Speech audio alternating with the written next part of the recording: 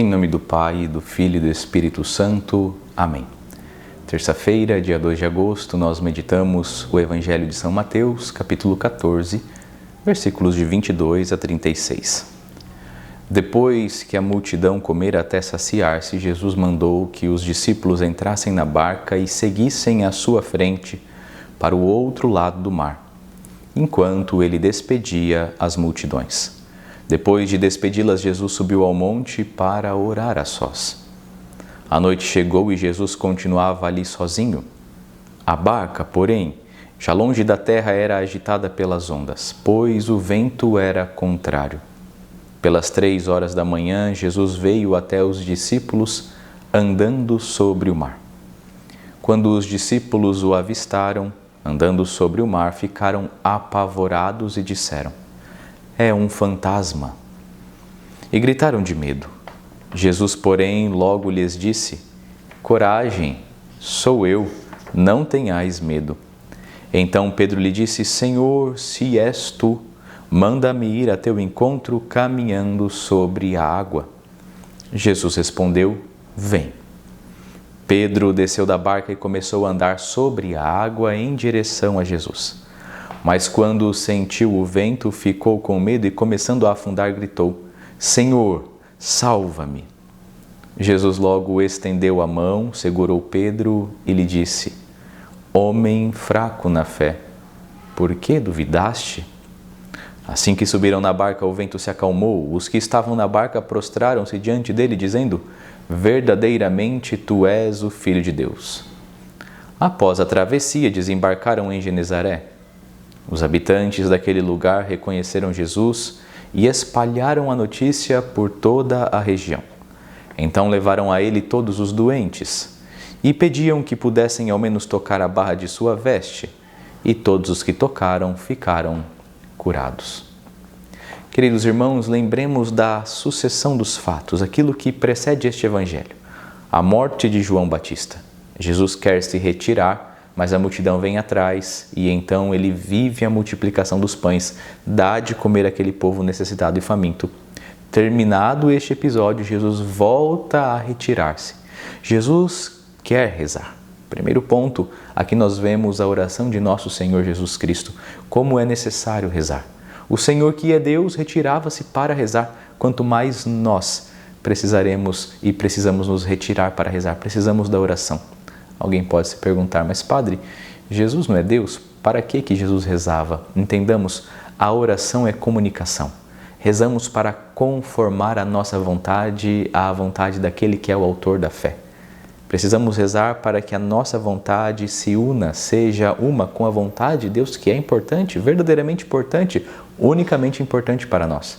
Jesus, verdadeiramente Deus, verdadeiramente homem, precisa rezar para estar sempre debaixo da vontade do Pai, que tem uma vontade para o Filho e assim realiza esta vontade na ação do Espírito Santo. E aqui nós vemos um contraste. Jesus, que retira-se para rezar, a tranquilidade, a fé, a oração, o silêncio, com os discípulos que estão no barco debaixo da tormenta. Gritos, medo, pavor, temor, o que há de acontecer conosco? A tempestade está forte e o Senhor está rezando. Temos aqui dois opostos, a tranquilidade e a tempestade. E eis que Jesus vê aquele povo naquela barca sendo afligido pela tempestade. E Jesus só vai ao encontro daquele povo às 3 horas da manhã. Por que é que o Senhor demora tanto para ir ao encontro dos seus apóstolos no meio da tempestade? Por que é que o Senhor demora para socorrer? Muitas podem ser as explicações, mas nós queremos olhar para este barco em meio a essa tempestade como sinal da humanidade. A humanidade sofre tempestades, ondas fortes, ventos contrários.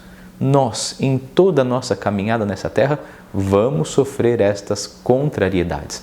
Às vezes pensamos que o Senhor está a demorar para nos socorrer, como no Evangelho de hoje. No entanto, o Senhor demora para socorrer os seus primeiro, porque Ele quer fortalecer os seus. Através da adversidade, nós nos fortalecemos. Depois, o Senhor quer nos ensinar, adiante da adversidade, não fugir, mas perseverar. Quem perseverar até o fim será salvo. E ainda mais, o Senhor demora a chegar porque Ele quer que, lutando, nós vejamos nesta luta a sua marca. A marca daquele que permite que lutemos para sermos fortes. A marca daquele que é maior do que o mal que está a nos atingir. A marca daquele que deseja que nós reconhecemos a glória de Deus na vitória contra o mal. Queridos irmãos, Jesus vem às 3 da manhã andando sobre as águas para mostrar que Ele é maior do que qualquer vento, qualquer onda, qualquer tempestade. Ele é Senhor também dos ventos, das ondas e das tempestades. Jesus é maior do que o meu, o seu, o nosso problema, infinitamente maior. Por isso, não desanimemos, perseveremos. E se mesmo em meio à nossa humanidade, a humanidade que vê as suas paixões desaflorar, a humanidade que vê as suas paixões falarem tão alto quanto as ondas do mar, se em meio à nossa humanidade nós duvidarmos como Pedro duvidou 2 vezes no Evangelho de hoje, também professemos a nossa fé, também rezemos. O Evangelho começa com Jesus buscando a oração, a união com o Pai no monte. E o Evangelho também demonstra Pedro rezando, porque Pedro começa a andar sobre as águas, ele confia.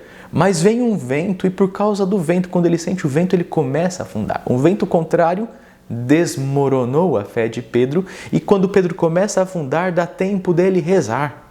Senhor, salva-me! E levanta a mão e o Senhor o sustenta e o Senhor o salva.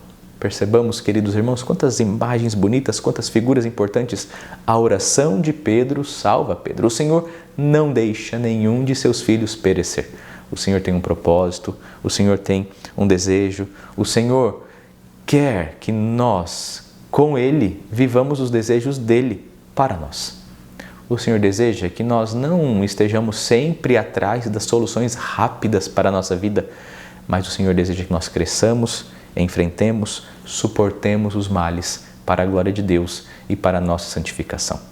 Tempestades sempre teremos. As tempestades das paixões do nosso coração. Por isso que é importante sempre escolher e eleger a Deus.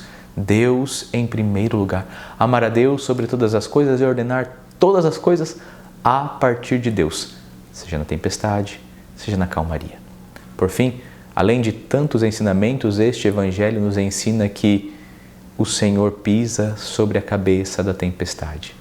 O Senhor pisa sobre a cabeça de todo tipo de mal. E nenhum mal é maior do que o Senhor. E nenhum mal pode vencer o Senhor. E todos os males, a partir do poder e da graça do Senhor, todos os males são pisados pelos pés daquele que é a nossa cabeça.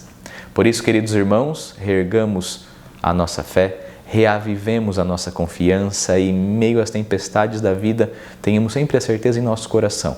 O Senhor há de estar conosco hoje e sempre. Abramos o nosso coração para Ele. Procuremos cada dia mais crer, orar e nos lançar para o Senhor, com confiança. O Senhor é muito maior do que qualquer tipo de adversidade.